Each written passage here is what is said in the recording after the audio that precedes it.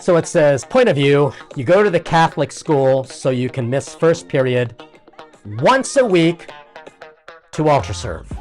That is, sadly, the experiences that I have had. Welcome to the Father Leo Show, where I'm dishing out faith, culture, and commentary. And in this episode, we are going to dive a little deep into a liturgical debate that has happened since 1994, and that is whether or not girls should be altar servers. But before we jump into it, please make sure you like, subscribe, share, and comment. Your participation and engagement helps us to overcome the algorithms that want to suppress Catholic content. And please consider supporting us on patreon.com/The Father Leo Show. You can join at any level. It gives you not only access to good content, but also special perks.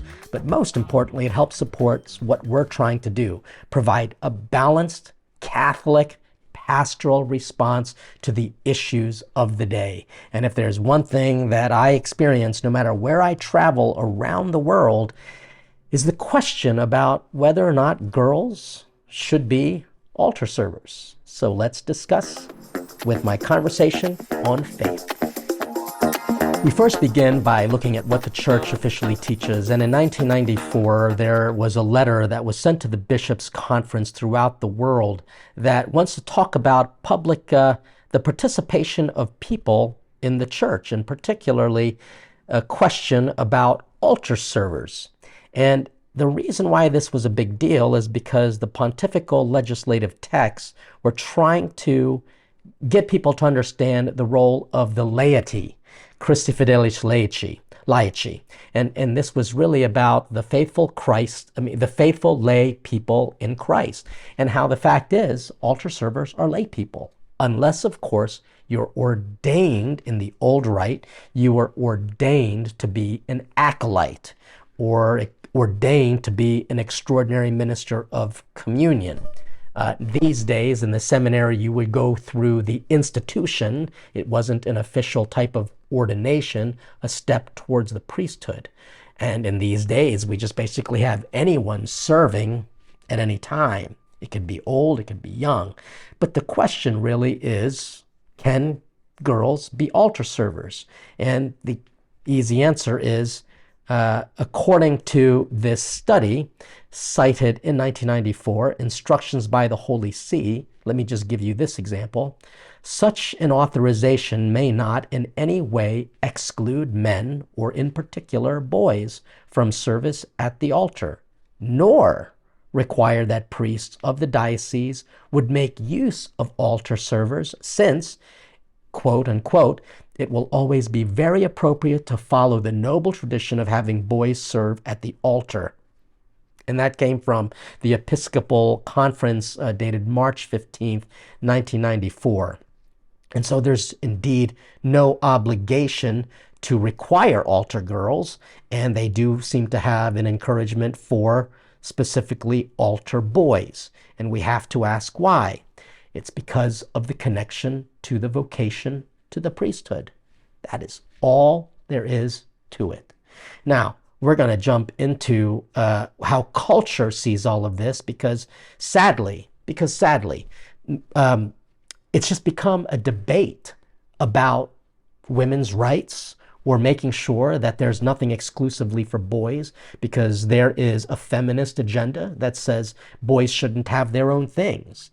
And it's really interesting, because there are some priests who make it a point to have only altar boys, and some parishes with pastors that really don't care, which is the majority, sadly, because I don't think that that is a good way to pastor, because, to be honest with you, the priest just doesn't want to get into a big fight with parents. That's all there is to it. And then there are some who want to push that girls have a prominent role in the liturgy.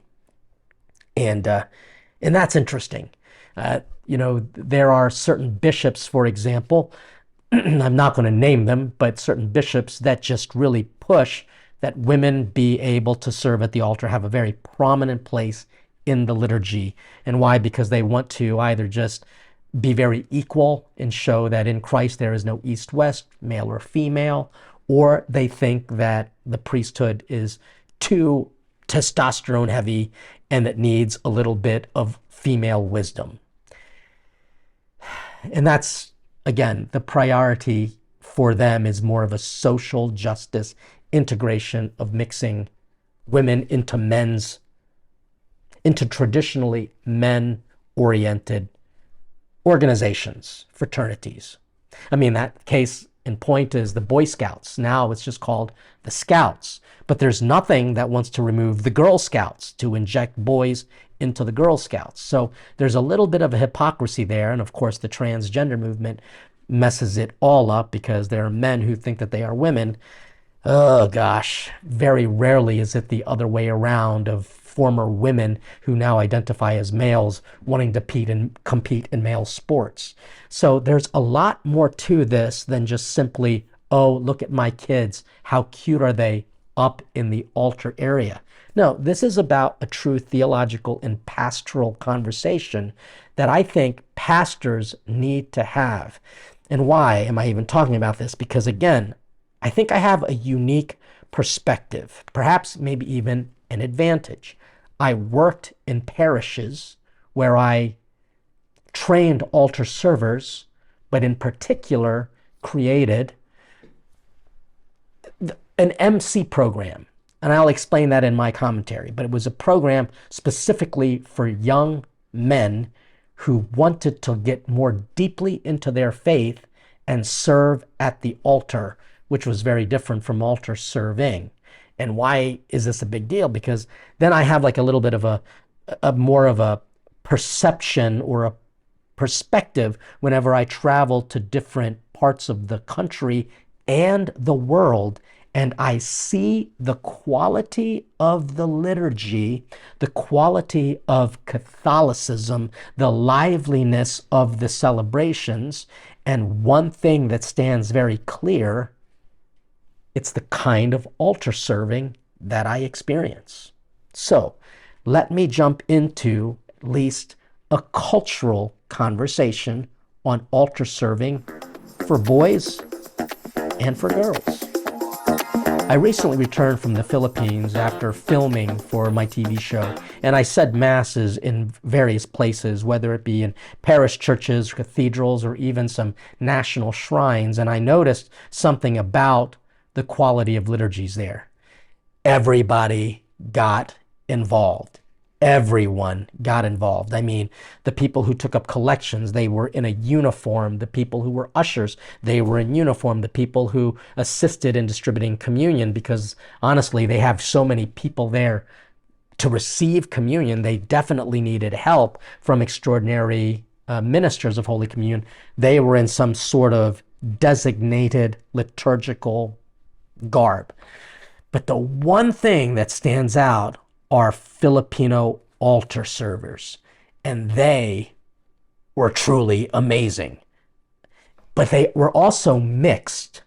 They also had a mix of females and male altar servers.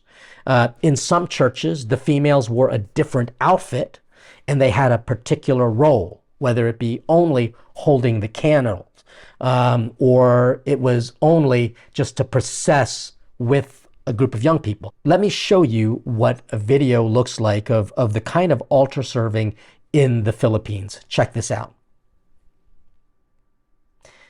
So here you see a very large procession. First of all, the church is beautiful, even if it's simple.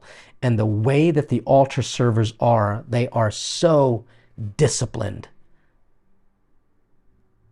I mean, they are just, they literally process. You can see how serious they are. I mean, they are very well dressed, and they take this role very, very seriously. I'm going to show you another video as well of the kind of altar serving that I've seen generally in less Western countries. So that's in the Philippines. In Korea and in Vietnam, it's the same way, where it's a non-European kind of thing. At one point in Europe, it was only male altar servers, and now you see how there can be girl altar servers, but it's a role taken very seriously. Now I'm going to show you a video of what I experienced from Africa, for example. Okay, so here are these kids. They are obviously girls and boys. It seems that the boys have, well, no, it's not about the length of the cassock, but they are, one thing that you'll notice, check this out. They all have black shoes. In this case, there's someone who has sandals, but look how neat and clean they are. They all look very well dressed. They all look very kind of dignified. And that is super important. And I've discovered that, I'm just going to say it, in the churches where the quality of the liturgies was serious, yet they still had great music, and some of it even being contemporary music, and where there was a real sense of liveliness in the church. And this is just me talking about my experiences, so please don't make any judgments. The churches that had the most kind of powerful impact on liturgy for me as a celebrant, and I'm traveling around the country and around the world, is when a couple qualities. There are male altar servers only. That's just the reality. It's almost as if the priest there makes it a point to say that I want only male altar servers, because it's not only his tradition, but his experience. But then guess what? You also see an increase of vocations from that parish. And it's not anecdotal anymore. It's very true. I mean, how many parents have children that, with boys, that after getting more involved in altar serving, they actually start playing mass in their own homes and even considering the priesthood. I'm a perfect example of that. I didn't want to be an altar server. I didn't want to be a priest. My brother got involved in it, and when I heard that the altar servers would go to King's Dominion, I wanted to go. So I simply signed up. I failed 3 times that altar server test. 3 times. But now look at me. And my experience has been that the more there is a focus on developing the male altar server program, for me as a priest, there was kind of like no drama. It was just very serious. They were there to do a job. It wasn't a social organization whatsoever. And the other thing that I've noticed too is when the pastor takes great care in making sure that the altar servers have dress shoes on. I know that this might sound ridiculous, might sound silly. In fact, you're probably hating me right now, and that's perfectly fine. But there's one parish in particular where the pastor knows that these kids can't always afford dress shoes. So guess what he does? He buys a bunch of black shoes in a whole bunch of different sizes. And kids, when they walk in, they know if they don't have dress shoes, they're putting those on. And the difference that I experience from that liturgy, from that parish's liturgy, because of the seriousness of the pastor wanting to make sure that that altar server program was all about serving the Lord in the Sunday best. Now, have there been good experiences of parishes where there is a mix of girl and boy altar servers? Yes and no. Yes and no. And I'm going to tell you the God's honest truth. Now, altar servers, first of all, when they're like, under 10 or 11 years old, they're just kind of cute. I mean, what role do you think they have to serve me? I mean, I can say Mass on my own. I technically don't need an altar server. Most priests are sometimes happy to not have an altar server because then I have to worry about them dropping things or not knowing what to do and, trying to hold a book up high and they can't carry it because it's so light. I mean, so heavy. So sometimes it's easier for me just to say Mass on my own. But whenever I see good altar server programs, it makes a huge difference for me as a celebrant, and I know for the people of God. Now, have there been good experiences of parishes where there's girls and boys serving? My answer was, and I'm just being very honest with you, and I think every priest, if they're being honest, including bishops, would say the same. Yes and no. Some of it has been good, some of it bad. Uh, there have been more kind of like whatever's experiences where it's just kind of like a flat-ish experience of altar serving. If there's a mix, if it's only girls serving, they do fine. They're perfectly fine. Again, it's permitted by the church, so no one is doing anything wrong by having girl altar servers. But there is a qualitative difference. And why? Because there's a qualitative difference between boys and girls and how they approach things and how they relate to priests. I mean, it's just a fact that a priest is going to relate differently to the girl than to the boy. And why? Because the priest was once a boy, knows what that young boy is going through. We don't know what this young girl is going through. And I'm going to just show you an example of one thing that makes the quality of the altar serving not as good if there are exclusively or a heavy predominance of female altar servers with this little video. Check this out. So it says, point of view, you go to the Catholic school so you can miss first period once a week to altar serve. So the point of view was this young girl go to Catholic school so that she can miss the first period of classes so that she can serve at the altar. And then what does she do? She does this cutesy little turn and a little girl pose. That is, sadly, the experiences that I have had, where for some, it was really about just wanting to do things that boys do because boys should not have an exclusive club. That attitude is something that I confronted in my previous parishes, and I'm going to explain why. But I don't think that's a good reason. I think that there needs to be activities that are separating boys and girls for the sake that they do develop differently. That's just a psychological, biological fact. Can't boys have something that they can kind of have on their own? Again, the Boy Scouts are no longer a reality. It's just now Scouts. Yet the Girl Scouts still have their thing. Then there's also this level of maturity. Girls mature faster than boys, which is why you think, oh no, we should have girls help the boys to grow up. No, because it actually, in a sense, sometimes diminishes the boys. It makes them feel like, well, if the girls are going to do it better, then I don't want to get involved. That happens quite a bit as well. The other thing is that girls tend to see this as a public appearance. Boys are naturally more shy and reserved. They don't want to be out in public. But girls do. They have no trouble up there, being up there. And to a degree, they enjoy it. For the boy, he may enjoy serving, but he doesn't necessarily need the attention.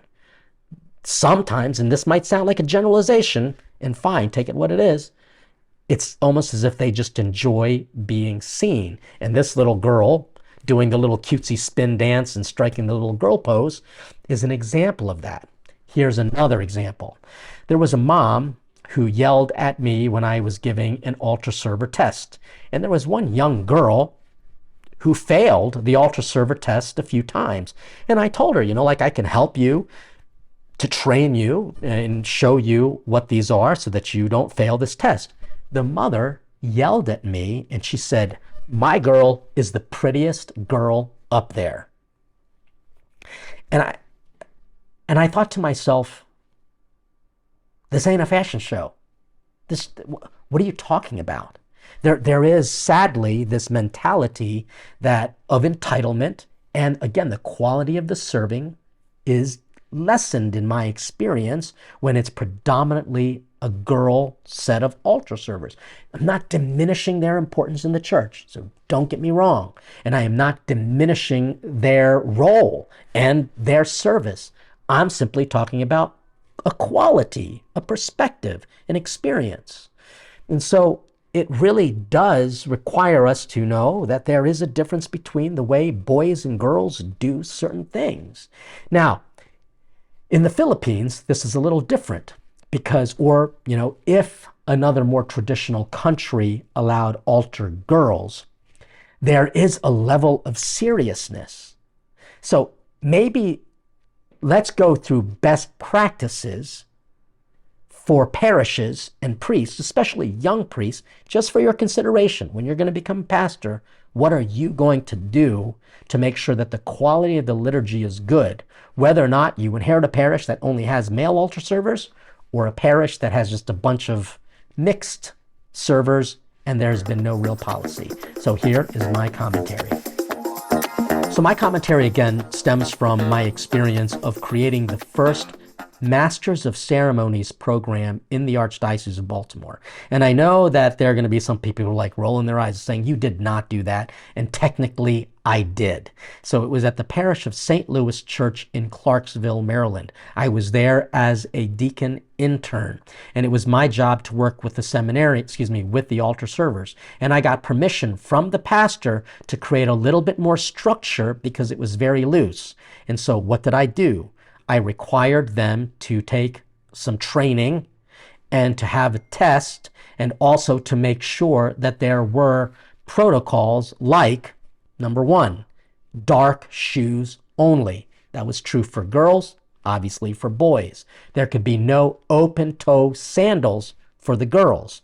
They could not have colorful fingernails or toe, it didn't matter about their feet, but they couldn't wear open toe shoes, and they couldn't have like crazy fingernail polish, even if it was just like a normal nail polish, nothing. It was just to be as clean as possible, and they had to be dressed properly. They had to be groomed. They couldn't be late. If they were there about 15 minutes beforehand, that was fine. If they were there any time less, then guess what?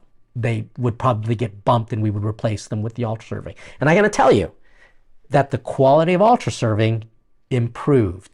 But I wanted to do something to encourage this vocational opportunity for younger men. So I said to the older altar servers who was still there, and by the way, one of them is now a priest, but I told the older altar servers, if you wanted to be more involved in the liturgy and work with the priests more directly to help make sure that the liturgies go smoothly and to help train the other younger altar servers, we're going to create the Masters of Ceremony program, and they would wear a different outfit. Now, in this one parish, they all wore albs, and they didn't want to wear the cassock and surplice because it just wasn't that traditional.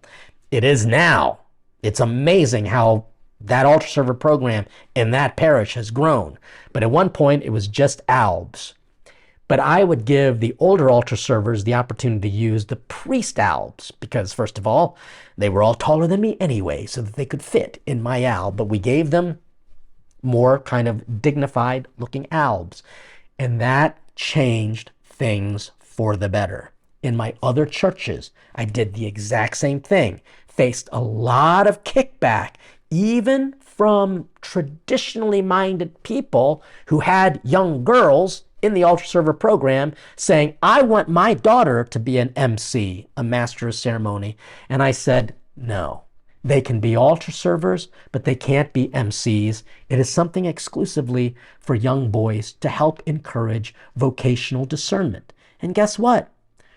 I was at the March for Life recently, and I saw a young priest there who was my MC. He was one of my MCs. And I know that many other young men who went through that still have a very authentic, clear faith. There is no doubt that exposure to the church and getting a little bit more behind the scenes can help form the mind. That's one reason why the LGBTQ community and the trans community want to get into the schools and start reading your kids queer stories as young children, because they are very impressionable, but in the worst and most terrible, nefarious, dangerous ways. You parents have to realize that raising your children in the church is a good and noble thing. But then you're going to say, but Father, I have girls. I want them to get involved in church. There's no way that they can get involved in liturgy except for as an altar server. So here's my suggestion.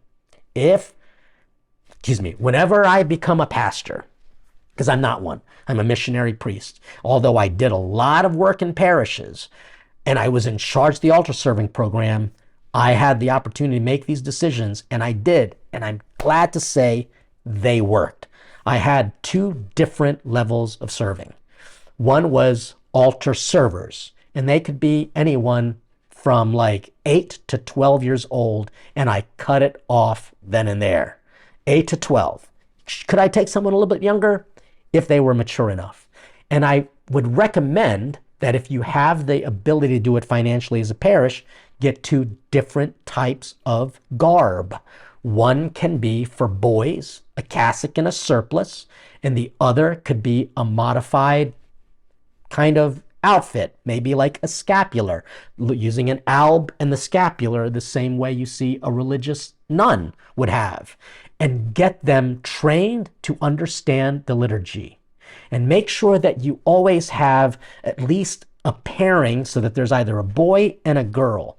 But make sure that whoever's assigning these, don't add only all girls. Make sure that there's at least a boy there as well. It's going to be good for them socially, and it also helps to avoid the impressions that it's only a girl thing. Because the fact is, the majority of people who come and participate in churches are females. That's just the reality. There needs to be a showing of good male figures from the priests, from the deacons, and also the altar servers. And that's where the MC program might be very helpful as well. Create a program specifically for anyone over the age of 13 to even, I had college kids doing it as well. But young men who would wear a very dignified looking outfit. They were responsible for the training of the altar servers. They were there to make sure that things went smoothly, and they had a very prominent, visible role. They were very stately looking, in fact. And then you're going to say, well, what about my girls who want to get involved as well? Well, create something. And I say, get them involved in the sodality. Make sure that they're involved in the things that girls are good at, whether it be sacristan work or decoration. They definitely have better voices sometimes than the boys do. Get them to be involved in cantoring. Get them to be involved in lectoring, which is something that they can do. And they are oftentimes more mature to do it. But we have to know that I'm not bringing this up to cause any problems. I'm doing this simply because, I'm talking about it simply because my experiences have shown that when there is a real focus on the young men to learn how to serve the Lord faithfully at the altar, the quality of faith for them, for me as a celebrant, and for the community, it changes. And there are ways, especially for priests in parishes, where he doesn't know what to do, or if there's a new pastor and he's like, I don't know what to do with this. Oftentimes, priests won't do anything. They'll be like, whatever. And it really is evident. The liturgies become sloppy. The liturgies become uninspiring. You know how you can make it inspiring? Make sure that everyone that participates in the liturgy knows what they're doing, are well dressed, prepared, and qualified, and that they would, in a sense, represent, as the Italians will say, la bella figura, that they would look good doing it, which also requires the priests to make sure they're not sloppy in liturgy, to make sure that they are groomed, to make sure that they have proper shoes, and to make sure that their vestments actually fit. And I can tell you that once we actually deepen our understanding of the liturgy and participate in it according to the spirit and the laws of the Catholic Church, the experiences of your faith will qualitatively grow. So I know that this is going to probably draw a lot of comments and criticisms, and please do so, because we need to have these conversations. And I'm just going from my experiences. Let me know what you think in the comments, but make sure you like, subscribe, and share. And please consider supporting us on our Patreon community so that we can dish out faith, culture, and commentary. And in this case, I don't want to make this controversial, even though it is. And I'm just going to reiterate what I'm saying here, that we've always seen as a noble tradition to have altar boys. Girls are certainly permitted to do it, but let's make sure that we can designate that there is a difference in the way both of them pray and in the way both of them can serve. Serve at the altar. So God bless you, and stay hungry for God.